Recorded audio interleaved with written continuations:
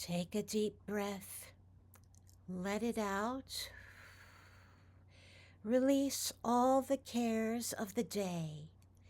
Be here now. Take another deep breath.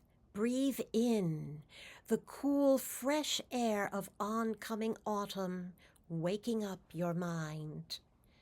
And breathe out all of the confusion of trying to live up to expectations that may not be truly yours. Be here now. Take a third deep breath, deepest one yet. Breathe in warmth this time, the warmth of people you love, the warmth of your own hearth fire, the warmth of strength you will need to outlast the forces that would crush us. And breathe out. Nothing else matters but what you have right here in this moment. Be here now.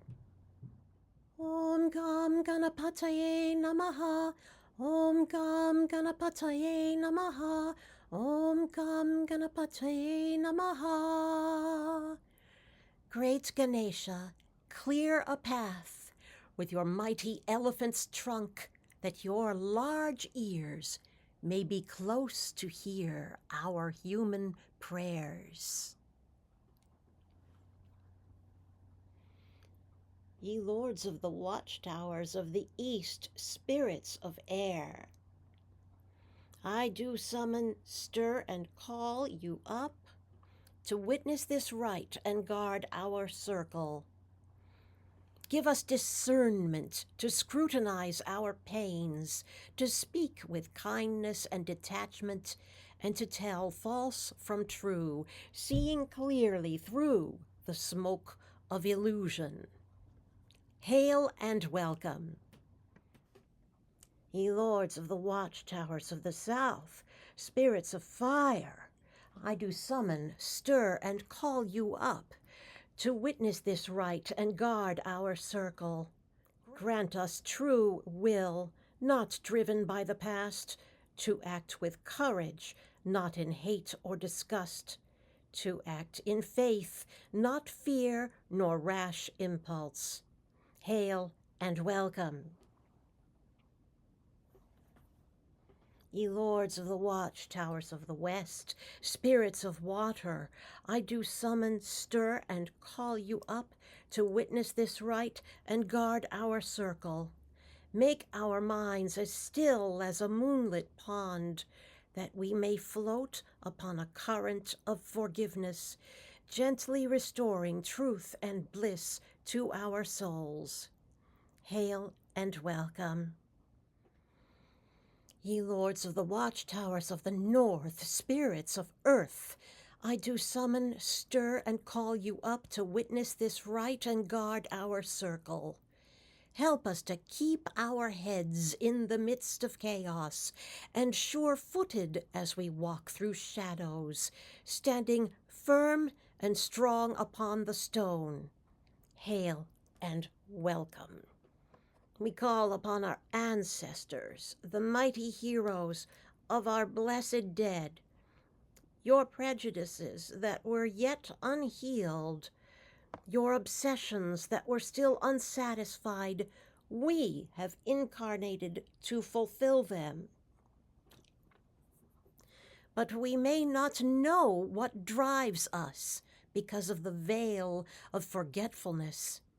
Guide us now as we strive to restore karmic justice. Hail and welcome. We offer up a prayer for the descendants, those whom we love now and those not yet born. You, in your turn, will have to correct the mistakes of your elders. Driven by revulsions and obsessions of your own, Yet the solution may not be truly what you think. The peace of water, the firmness of earth, the discernment of air, the will of fire, these are your inheritance to restore karmic justice. Hail and welcome. We call upon the goddess of the moon and the god of the sun, the gods who are female and male, and we call upon the gods who are both and neither. Rahu, the head of the dragon, and Ketu, the tail of the dragon. The shapeshifters, ever chasing the moon and sun through the heavens, yet even in their disgust and obsession, Ketu and Rahu have much to teach us. Hail and welcome. Khaya, nash, chitra, bhuv'duuti, Sadaa-vrd-haah, sakhaa, Khaya, sachish-thaya, vrr-taa. How can we make you resplendently clear, Rahu, O friendly, ever-prosperous messenger of the skies? How can we fulfill our heart's desire? Ketum kumvana ketave, pesho Mariama peshase, samushad bihira jayataha. You are the flag, Ketu. Hold up your flag.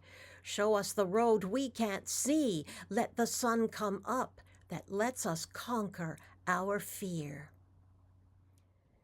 Welcome once again to my semi-annual public service for the eclipses of September 2025. I'm a little bit late on this one because I've been super busy. I went on a trip, and the lunar eclipse has already happened on September 7th. But the energies are still very much active, with the solar eclipse coming up on September 21st, coinciding with the fall equinox. An eclipsed moon makes your feelings cloudy, chaotic, confused. An eclipsed sun does the same, but to your vision. It becomes hard to know how to proceed in current circumstances, but clarity comes a few weeks after the eclipse has passed. We're going to do this a little differently this time because these two eclipses happen to coincide with a period in the Hindu calendar that is normally dedicated to honoring the ancestors during the waning moon that surrounds the fall equinox. It's called Pitru Paksha. This alignment doesn't happen very often, only every 9 years or so. Having the eclipses here means that any ancestral karma you have is going to be especially intense. So instead of my usual practice of chanting to the north node Rahu and the south node Ketu, I'm going to teach you how to perform a ritual called Tarpanam, intended to bring peace to your ancestral spirits so they will bless you. Usually you would do this at the dark of the moon every month, just before the new moon. But it can be done at any time in an emergency situation. And during the 2 weeks of Pitru Paksha, it's recommended to do it every day between the full moon and the new moon. Now, some of you might think this is Poppycock. How can somebody who's dead possibly affect what's going on in your life right now? You'd be surprised. We're going to get into that because the past, present, and future are not so cleanly separated, however much we may wish they were. We want to think we are independent masters of our own fates. But the truth is, human souls are everywhere and every when.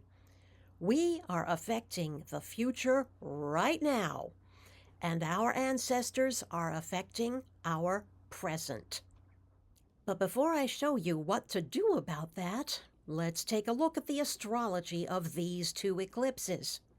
The total lunar eclipse that just happened was not visible from the United States. It was visible over most of Asia and the western half of Australia. The partial solar eclipse on the 21st will be happening way to the south, only visible over New Zealand and the part of Antarctica that crosses the international date line. Now here's how the planets are circling us at this time. This is the chart for the lunar eclipse over Washington, D.C. The double arrows show you the push-me-pull-you of multiple oppositions. You can see how the moon is in Aquarius, the sign of the people, joined Rahu, the north node, and opposing the sun and Mercury in Leo, the sign of the king, the president, and the government, with Ketu, the south node. Quick review: the north node, Rahu, explodes anything it touches. It gives you an insatiable desire for something. The south node, Ketu, is where you have a disgust of or revulsion toward something. With Ketu and the sun in Leo, we're seeing the rich and powerful trying to reject democracy and using Mercury to create all kinds of spin to try to convince people that what they see happening isn't happening. Set against the moon Rahu in Aquarius, mass uprisings of people ain't buying it. Further amplified by the one-way aspect from Jupiter. That's the single arrow. Both right and left wings believe they are morally justified in what they desire for the country. The people are trying to undermine the authority of the king, and the king, or president, and his enablers are trying to undermine the will of the people and certain of the states, some of whom are now seriously considering protecting themselves with a soft secession strategy. Now look at the other double arrow.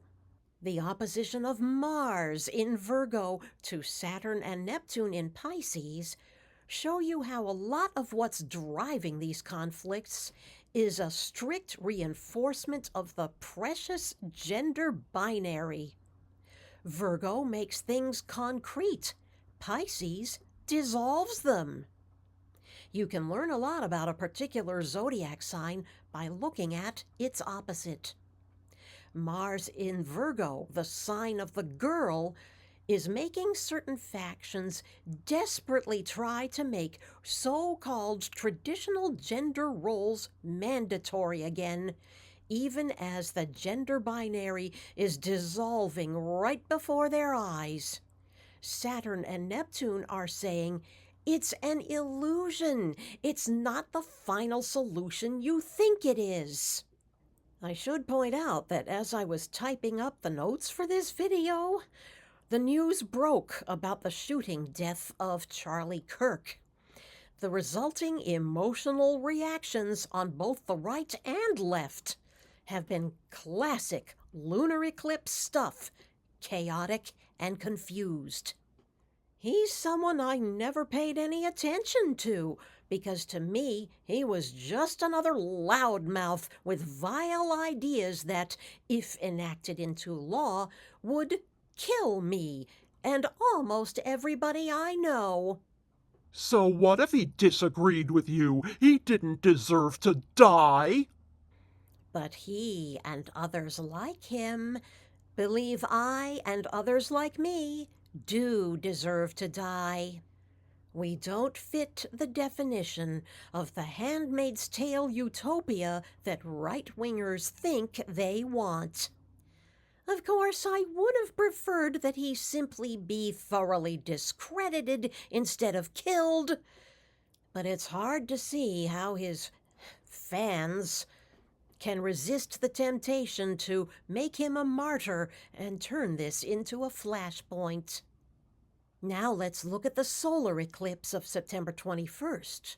You can see this is not in Leo, the opposite sign from Aquarius, but in the next sign of Virgo, where the Sun, Moon, and Mercury come under the direct opposition from Saturn and Neptune. At the lunar eclipse, Mars was there, but now he's moved on to Libra, and Venus is now joined Ketu in Leo. This is a partial eclipse. Notice how the eclipse point is not in the same sign where the conjoined Sun and Moon are. It straddles Leo and Virgo. We've seen this happen before when Ketu was in Virgo and the Sun and Moon were in Libra. As I mentioned in previous eclipse videos, Virgo is not the Virgin. The Sanskrit name is Khaya, which means girl. In the last couple of years, as eclipses have been swirling around this point, we have seen dozens of females put their careers and their very lives on the line to stop the juggernaut of powerful men abusing that power upon them. Some of the better-known ones are Cassidy Hutchinson, Fiona Hill, Letitia James, Tanya Chutkin, Ruby Freeman, Shay Moss, E. Jean Carroll, Stormy Daniels. By now, we've come to a point where literal girls are bravely coming forward to testify about what was done to them and by whom on Epstein's Island and in other private clubs for the rich and powerful. When you hear their testimony, it's important to remember that the women you see now were girls at the time of their violation. They could not legally consent. There's a reason why there is no statute of limitations on statutory. Venus, the planet of female sexuality, joined Ketu, the planet of violent rejection, both in Leo, the sign of the king, shows you how the king and his enablers are trying desperately to make this story be about anything other than what it obviously is. After all this time, they've been the ones trying to paint all Democrats as sexual perverts and themselves as paragons of morality. But this story ain't going away, and their excuses are unconvincing to say the least. The eclipses are blowing all this wide open. They expose what has been hidden.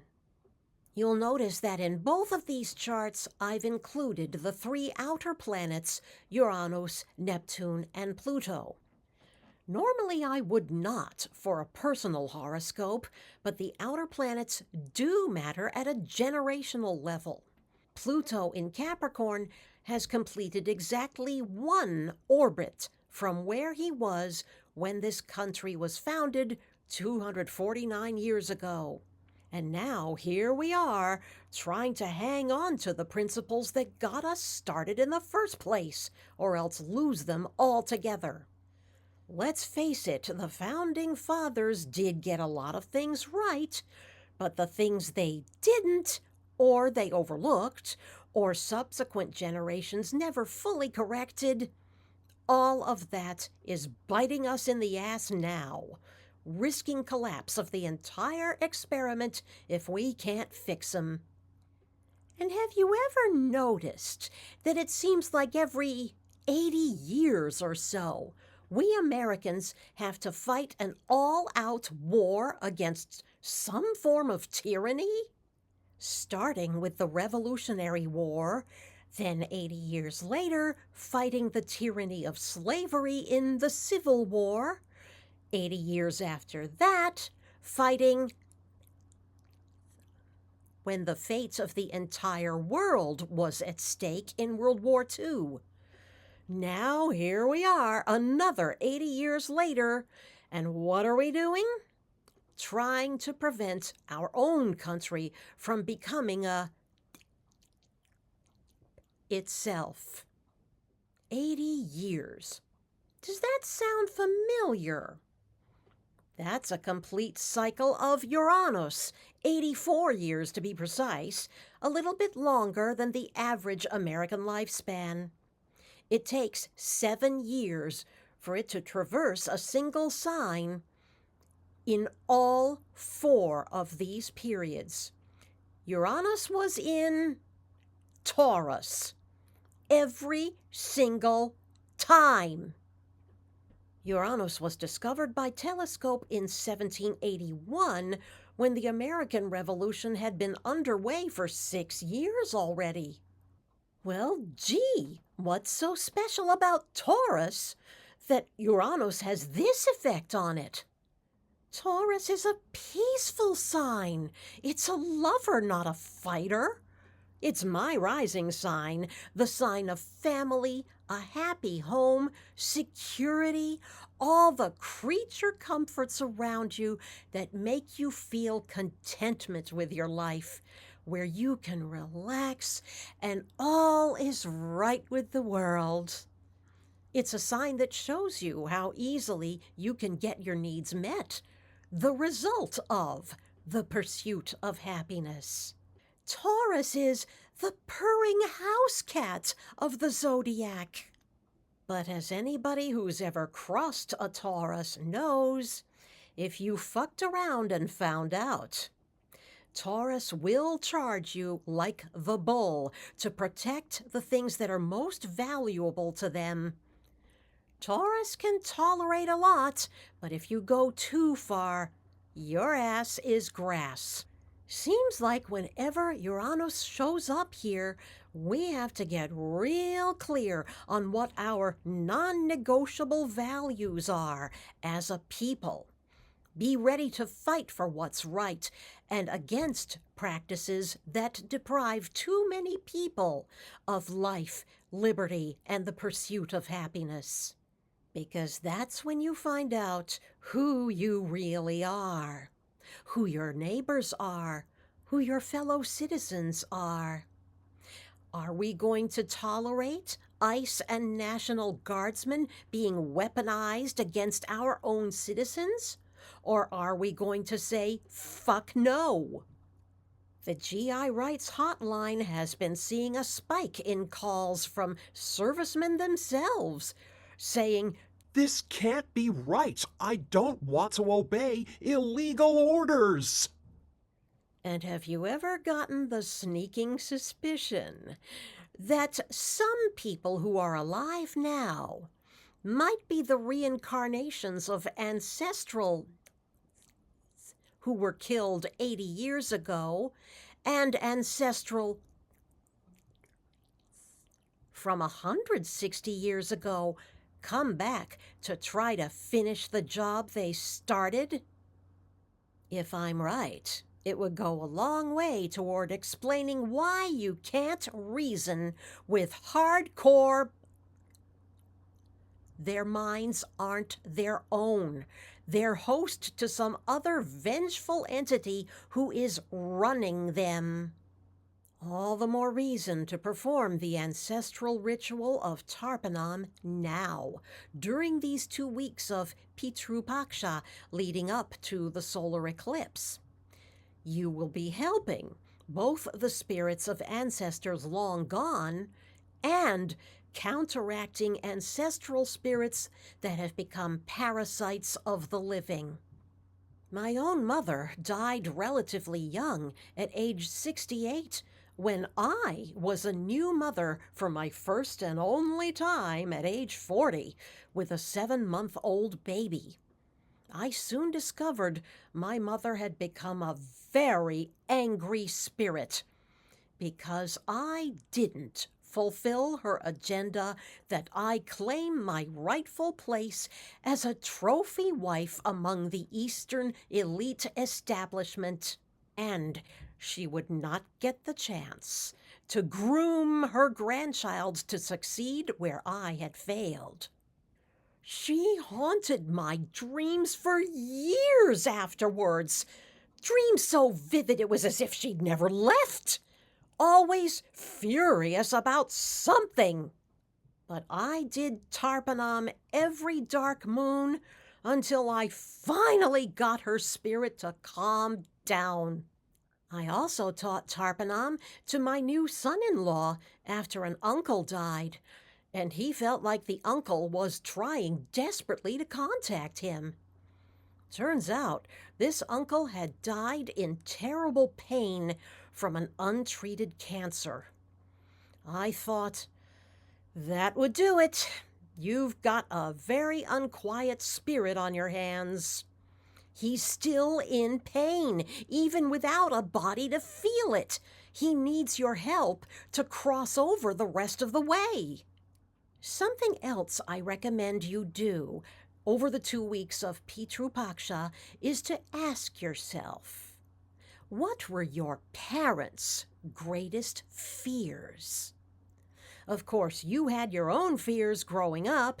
Now you might have different fears, or maybe they're still the same. But you might not have given enough thought to what their fears were. The sun is your father. The moon is your mother. What were they so afraid you would do or not do? Be or not be? Like it or not, their fears drove you. Some cultures believe that duty to one's family is far more important than anything you, as an individual, might want. Did you try to fulfill your parents' agenda for what they thought your life should be, at the expense of your own needs, which is something Ketu would do? Or did you rebel against that in favor of your own desires, which is what Rahu would do? How might your life have been different if you had done the opposite of whichever of those you chose? Probing your own past, you might find that there was a nexus point, a crossroads where you could have made a different decision. Play out that alternate timeline as if you're writing a novel. What would have been its consequences? How would your relationship with your parents have been different? What would you say to your parents now, if you could, about their fears and the resulting choices you made? I know what I would say to my parents now. If at a certain crisis point I had left my first husband at the altar and made my parents an offer they couldn't refuse, to let them choose a husband they regarded as suitable for me, and what would probably have happened over the next decades. But that's a story for another video. For now, I'm going to show you how to do the Tarpanam ancestral ritual. You will need rice flour, black sesame seeds, and crunched up Darbha grass, also known as Kusha grass. I used to be able to get all three together as a mix from Astrology.com, but you can get the rice flour and black sesame seeds locally and the Darbha grass from various sites on eBay or any place that sells supplies for doing pujas at home. If you don't have Darbha grass on hand or can't get it right away, then just go ahead with the rice flour and sesame seeds.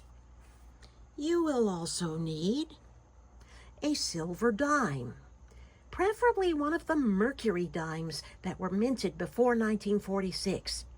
These are very useful as magical tools. You can find them on eBay too. Do not spend them. Keep a few on hand for magical work. And you will need one tea light candle, one incense stick. Myrrh works very well for this as it connects to the realm of the dead, and a small bowl, cup, or shot glass into which you will be pouring a libation. The libation should be the favorite potent potable of the ancestor you are honoring. If neither of your parents are still alive, so that you are honoring both of them with Tarpanam, you will need 2 candles, 2 incense sticks, and 2 libation cups, 1 set for each parent. In my case, the potent potables I will be using are my mother's favorite, Dewar's Scotch whiskey, and my father's favorite, creme de menthe. You will not be drinking these yourself. These are purely for them, and you'll only be using a little bit at a time, so 1 bottle should last you a couple of years if you're doing Tarpanam on a monthly basis. Now here is my ancestor altar over my fireplace mantle, where I perform this ritual. It is separate from my main altar.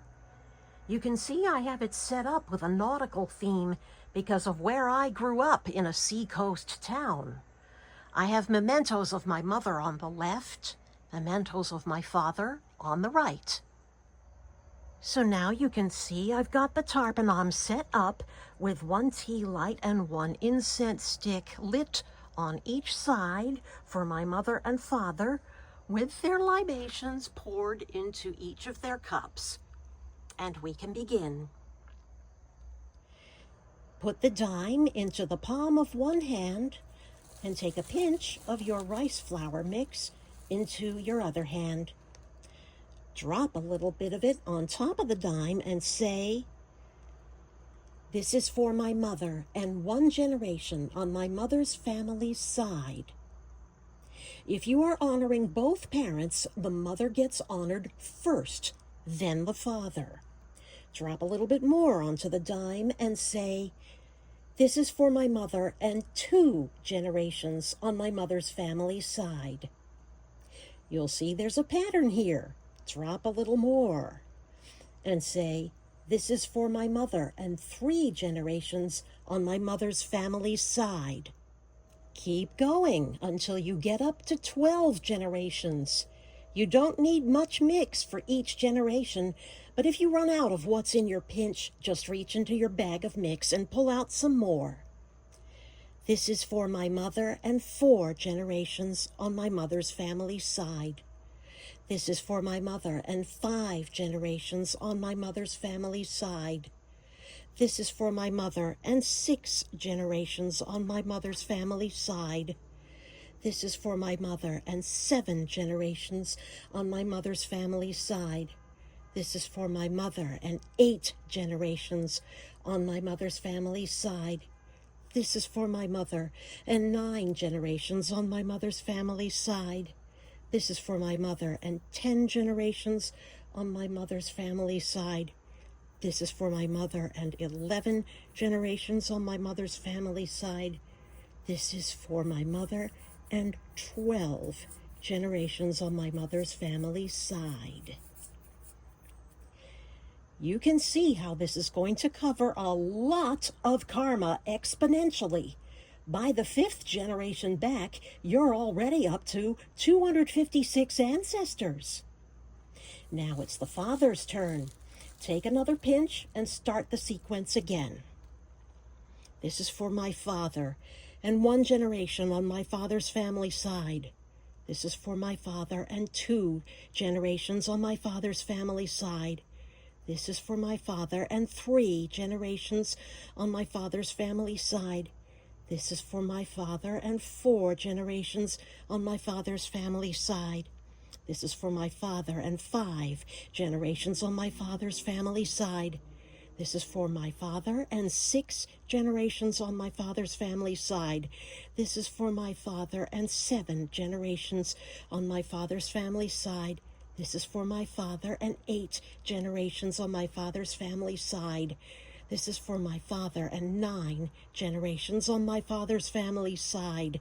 This is for my father and 10 generations on my father's family side. This is for my father and 11 generations on my father's family side.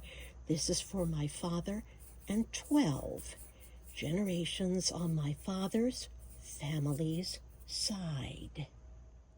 From here, You will go into your kitchen, turn on your kitchen sink faucet, allow the water to flow over your hand so the Tarpanam washes down the drain, and say the following: I invite 12 generations of ancestors on my father's side and 12 generations on my mother's side, especially my mother Gloria and my father John, to take this offering.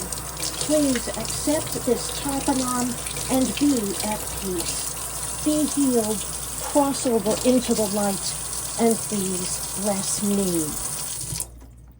Of course, you will substitute the names of your own ancestors and parents, and that's it. That completes the Tarpanam ritual. Keep the dime. Put the dime back on your ancestor altar until the next time you perform Tarpanam. If you dedicate one dime for this purpose, it will accumulate power over time, and nobody else needs to know its true purpose. They'll just think its value is purely nostalgic. Leave the candles burning until they burn down, and do not leave the house until they do. The incense will burn down quicker than the candles. Leave the libations in the cups until they evaporate. There's a reason why these liquors are called spirits. The spirits are literally drinking them. That's why you don't drink them yourself. If you are planning to perform this ritual every day between September full moon and the new moon on September 21st, do the full version at least 3 times, and at least one of them on the dark moon day. All other days, you don't need to use the candles and incense if you're running short on them. Just use the rice flour mix, the dime, and the generational mantra. And now we will bring this circle to a close. We thank you, Lords Ketu and Rahu. We thank you, God of the Sun. We thank you, Goddess of the Moon. We thank you, divine beings, male, female, both and neither, for coming closer to us this night. May our eyes reflect your light, that we may see through the shadows. We do not dismiss you, for that would not be possible. We thank you for your wisdom and strength. All hail those generations yet to come. We thank you for joining us in this sneak preview of what your next lives may be. We hope it will give you hidden wisdom when your time upon the stage arrives. Go if you must, stay if you will. Hail and farewell, those generations who brought us here. We thank you for joining us in this exploration of what your lives meant. We hope that what we have done this night will help bring you to peacefulness. Go if you must, stay if you will. Hail and farewell. Guardians of the watchtowers of the north, spirits of earth, we thank you for joining us this night. Help us to keep our heads and sure-footed as we walk through shadows, standing firm and strong upon the stone. Go if you must, stay if you will. Hail and farewell. Guardians of the watchtowers of the west, we thank you for joining us this night, spirits of water. Make our minds as still as a moonlit pond, that we may float upon a current of forgiveness, gently restoring truth and bliss to our souls. Go if you must, stay if you will. Hail and farewell. Guardians of the watchtowers of the south, spirits of fire, we thank you for joining us this night. Grant us true will to know the source of our power, not driven by the past, to act with courage, not in hate or disgust, to act in faith, not fear, nor rash impulse. Go if you must, stay if you will.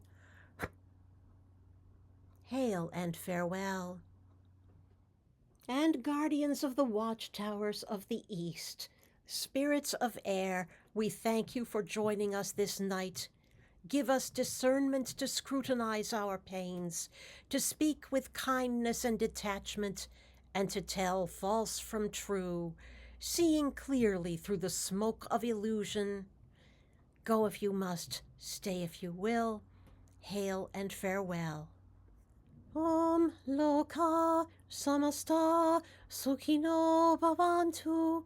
Loka Samasta Sukhino Bhavantu. Loka Samasta Sukhino Bhavantu. Loka Samasta Sukhino Bhavantu. Loka Samasta Sukhino Bhavantu. Loka Samasta Sukhino Bhavantu. Loka Samasta Sukhino Bhavantu. Loka Samasta Sukhino Bhavantu. Loka Samasta Sukhino Bhavantu. Om Shanti Shanti Shanti. Om Shri Gurubhyo Namaha. Hari Om. This circle is open, but shall never be broken. Merry meets and merry parts, and merry meets again. If you liked this video, please hit the like and subscribe button so you can be notified of what I've got coming up next. Because Vedic astrology has major planetary periods called dashas, and I'm right on the verge of ending my 7-year Ketu Mahadasha and about to start my 20-year Venus Mahadasha. So I'm planning to do another video explaining what the dashas are and give a report card of the past 7 years of going through the Ketu Dasha. It is also now 2 years since I came out publicly as someone who had just discovered I'd been autistic for my whole life when I produced the 6-part documentary, Was It Autism All Along? The last episode asked the question, now that I know this, what do I do? So now would be a good time to do an update video showing how my life has changed since finding this out. So stay tuned for that. And I have planned a video of speculative fiction, where I will attempt to answer the question I asked earlier. What might have happened if I actually had become one of the ladies who lunch just to please my mom? Thank you, and we'll see you next time.